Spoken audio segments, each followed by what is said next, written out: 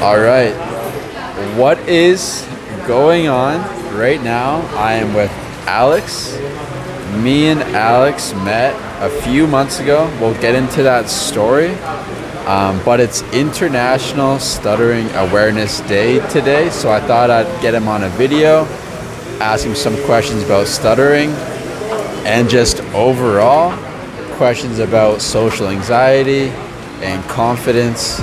So make sure you pay attention to this whole video, as we'll be talking about all different types of things that will impact your speech and impact the way you feel about yourself. So, Alex, man, can you give yourself a little introduction and like who you are and how we met? What is up, guys? My name is Alex.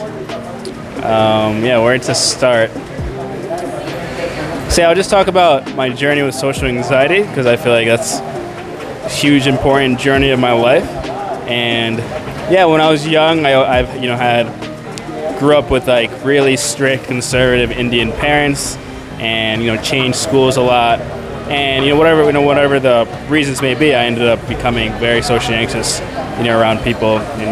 Middle school, high school, college, found it really hard to connect with people and just be free and just speak authentically. And it was basically in the middle of college where I kind of just hit a rock bottom, and that's when I really started getting into personal growth. After finding some online courses by psychologists. And yeah, ever since then, once I realized like how possible it is for someone to grow, like for me to grow, and how I can shift my mindset, I just became really into just self-development, psychology, and yeah, just how to just like make the most out of my life. And yeah, I've come a long way since then. And one of the things that helped me the most, which is a lot what Chase does, is just doing things outside your comfort zone. Which for me, I made a meetup group in New York because I didn't want to do it by myself, and I tried doing it by myself, and I knew it was really hard for me.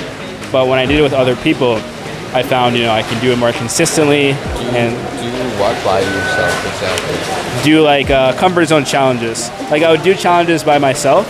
I tried it because the first program I took, self-help program, like in the end of it, it kind of said go do these challenges, but it didn't really like hold, it obviously didn't hold you accountable. It was like an online course, and I didn't have anyone else to do it with. So I did it for like a few days, and then I stopped. Like I went to the mall, started like waving at people, like all this weird stuff, and I only did it for a few days, and then I stopped.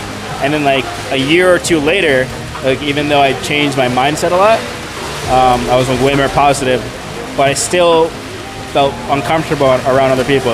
And I realized it was because I didn't do those challenges. And like those challenges for me was like so important. And I knew if I had other people to do it with, the chances of me actually doing it is, going to skyrocket. So that's why I organized like a meetup group in the city where we all just did like all these different type of rejection therapy, comfort zone challenges. And yeah, during those months, like my just growth just skyrocketed. Like I was able to just be way more bold, way easier for me to just approach people, talk to people, start conversations. And yeah, that was like a big change in my life. We're currently in Colombia, and yeah, I saw him at a restaurant. It's Salud Pan. And yeah, he was sitting next to me on a different table. And I wanted to start a conversation, and I was looking for the right time. And then he was talking English to the waiter. I was like, oh, this would be perfect. I can, I know he speaks English, so I just, said, where is he from? And yeah, we just started, like, pretty quickly, we just started talking about deep stuff. And, pretty quickly we just started talking about deep stuff, like, and we've had, like, such a similar journey. And, yeah, we connect ever since then, we're just connecting so much. And honestly, like, it's been the highlight of like, if I think about the highlight of Medellin, it'll easily be meeting you. Like 100%. Because like as I was traveling, like one of my biggest goals was to just like meet like-minded people, people that I really connect with, people that inspire me, and Chase is like exactly that. So literally the highlight of my trip here. Chase also inspired me. So I've always thought about becoming a coach, and like I knew I eventually would want to shift my attention from my marketing business to somehow giving back to, helping people with social anxiety, whether that's me being a coach or somehow starting an organization. And I think, becoming a coach in the beginning is the best place to start. And Chase really inspired me to get started on that journey, because I had a lot of self-doubts of, I'm not good enough yet to coach other people. I still have more. I'm still not that confident, perfect confident person yet. But Chase really inspired me and showed me, you don't need to reach for perfection. You just got to start going at it. Yeah. And now we're here. Yeah, man. And that's that kind of mindset of like, you don't have to be perfect to start, is like the same mindset a person who stutters needs to have in order to feel like, I'm good enough to speak in this interaction. I'm good enough, or even somebody with social anxiety, to feel like, all right, now is the time to go and talk to that girl that I like, or go join that group and start a conversation.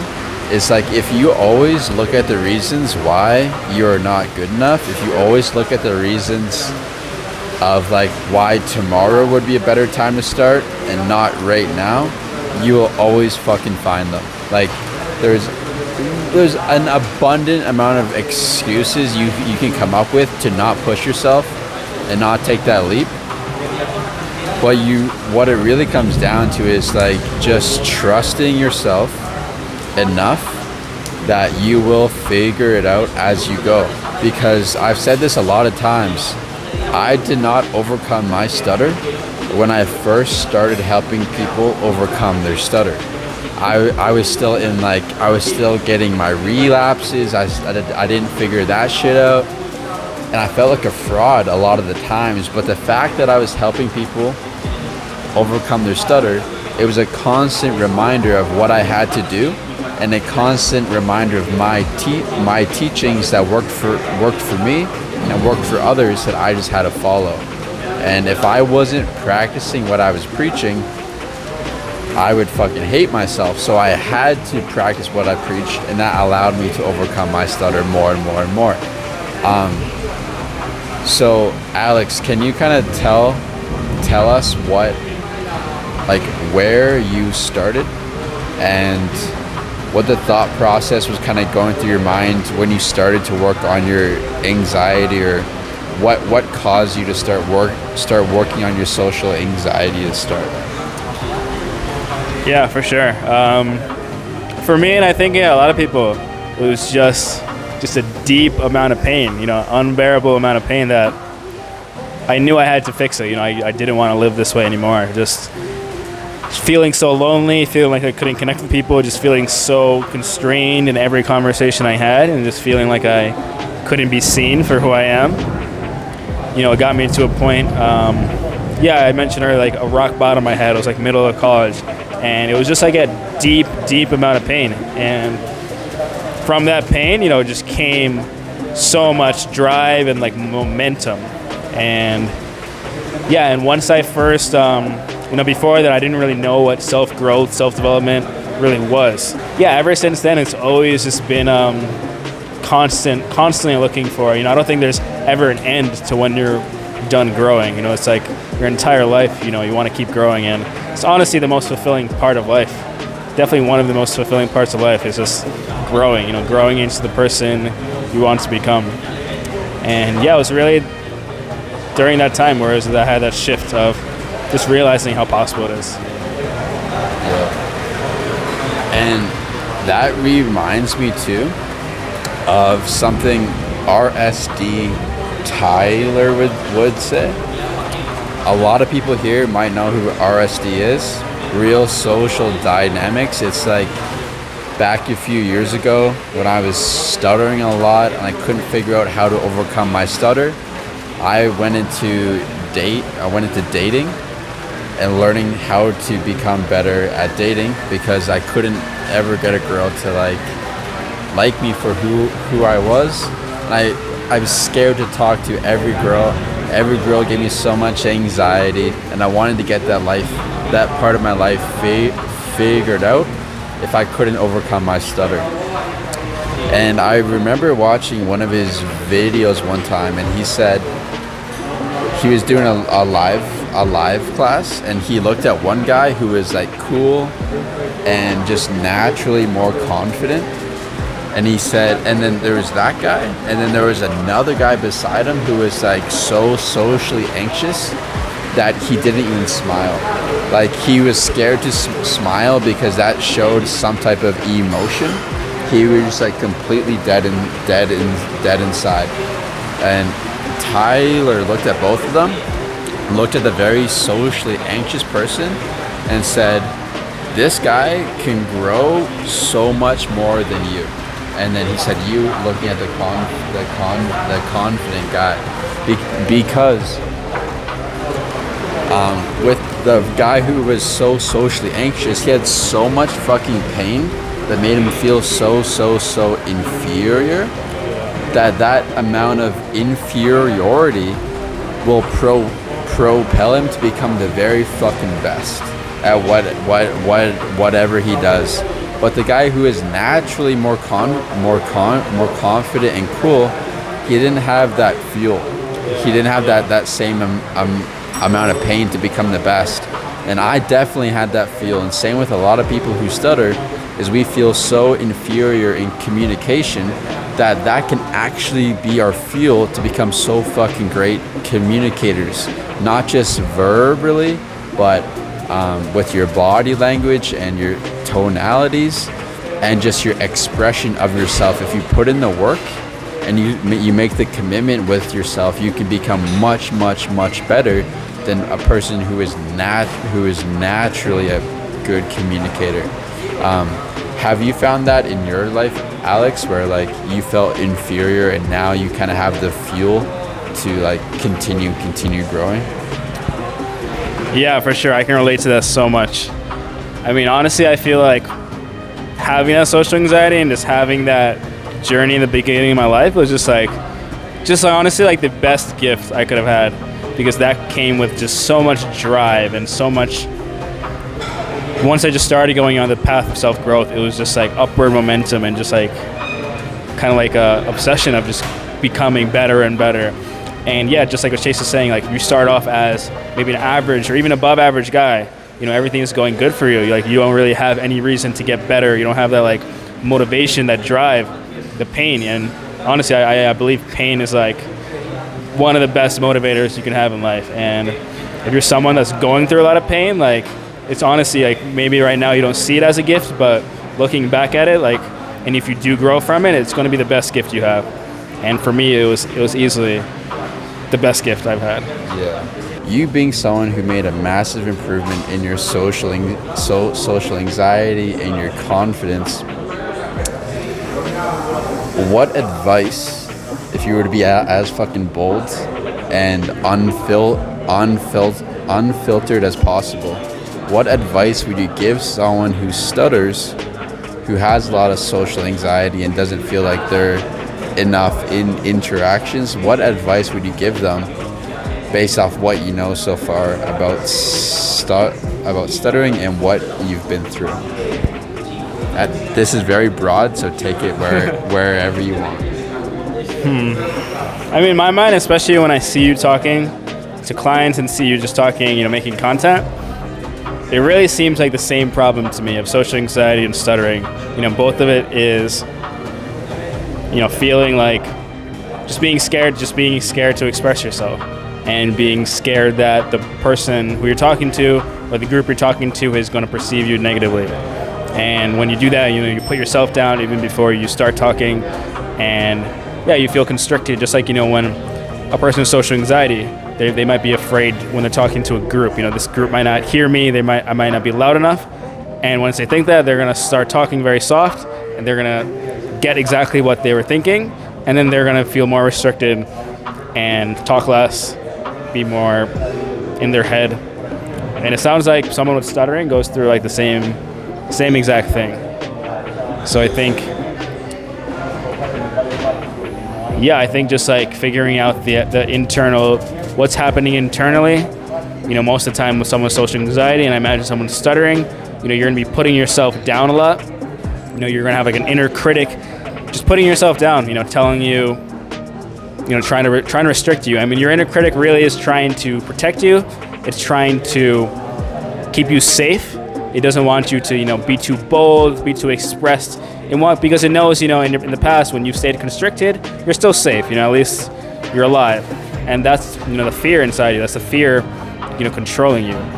And we know something for me has really been really important is, just relating differently to that fear.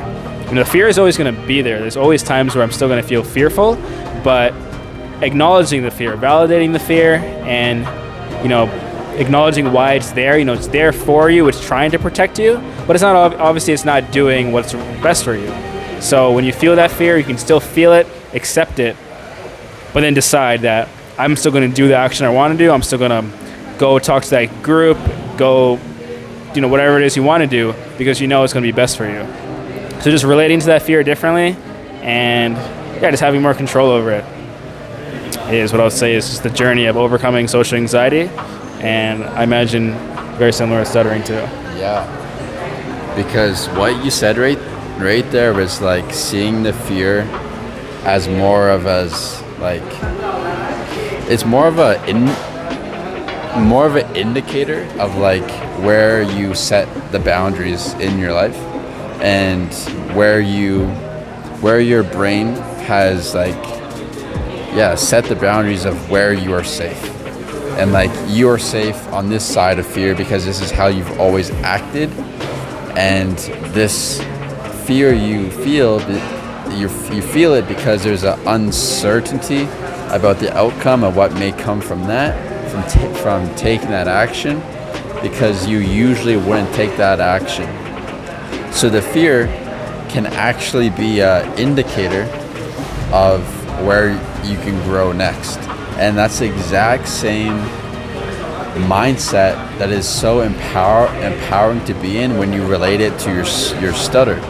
The severity of your stutter should just be an indicator of where you are yet not free, because your stutter will show up when you are the most anxious, when you have the most doubts, when you have the most fear, when you have the most anticipation. Your stutter will show up the most in those environments. And to be able to change your relationship with your stutter as not something to avoid, but something to listen to, where like, oh, I stuttered a lot in this situation, instead of beating myself up, taking that perspective of like, okay, I couldn't have done any better, because if I could have done better, I would have done better. Accept that you are doing your best, and also accept that that's where you are right now. You are anxious in this situation, and now this isn't a reason to beat yourself up. This is a reason to dive into this situation more and grow more, because simply you're just not free. You're not expressing yourself how you want to in this environment, whatever that may be. So yeah, that's fucking dope. And before we end this, man, was there anything else that was like on your mind that you wanted to talk about, or that you wanted to share about social anxiety, or about stuttering, or about your journey? Was there anything else that came to your mind?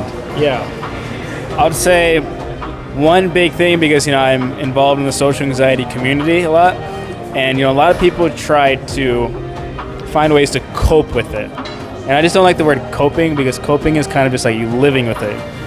And I love people that are actually trying to overcome it, because it's so possible to overcome it. Like when I first was in that rock bottom state, I wanted this story to come out.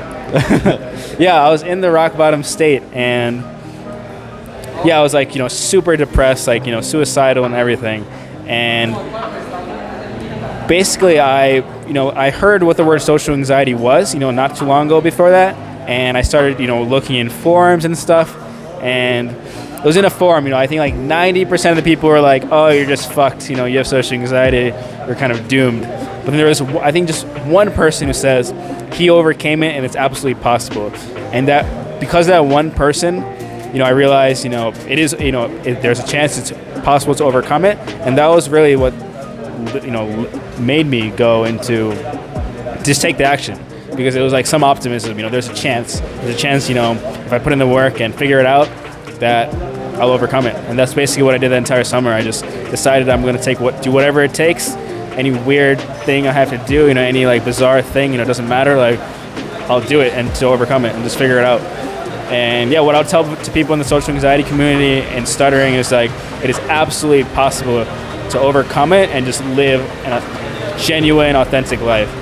And anyone can do it. You don't have to be any certain way to do it. There's steps you got to follow. I'm sure Chase has a great. I've seen his clients talk about him, so I'm sure Chase figured out the great steps for people with stuttering.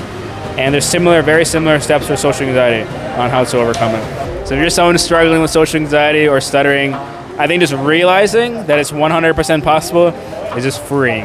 And then all it is, you just gotta put in the work. And luckily for people like us, a lot of people have already done a lot of the research and work for us.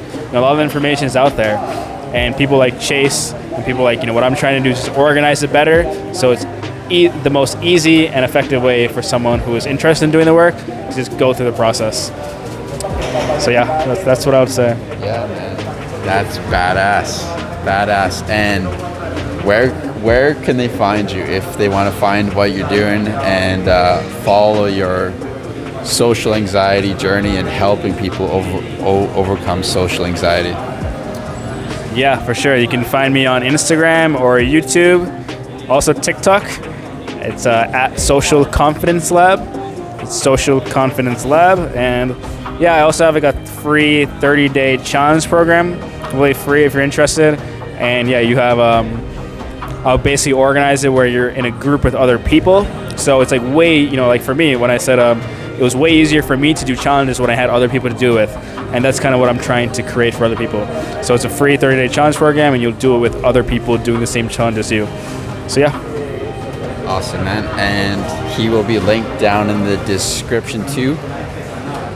Alex will be. And if you're a person who stutters and you want to take action and you want to overcome your stutter, then you can click the closest link down below in the description and book your free one-on-one consultation call with me. This is not like if you sign up for this call, it doesn't mean you are going to be in my program, because I only work with a select handful of people. If we vibe, if I know that you can take action, if I know you are serious about this, and if I like you, then we will work together. So if you want to figure out how I can help you, and if I would be able to help you, if you would be a good fit to work with me and my clients, click that closest link down below in the description and book your free one-on-one consultation call with me. Other than that, thank you guys for watching. I love you, and peace. Deuces. Sick, man. That was